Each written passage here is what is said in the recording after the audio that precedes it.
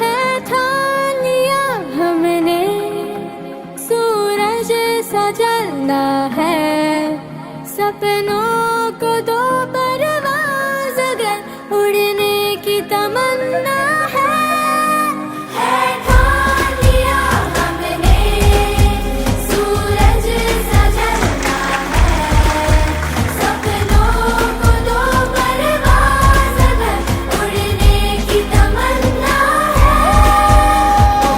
એવો વિચાર છે ને એવી આશા છે કે આ નહીં અને આવતી 2027 ની વસંત પંચમીના દિવસે આપણે સ્થાપના કરી.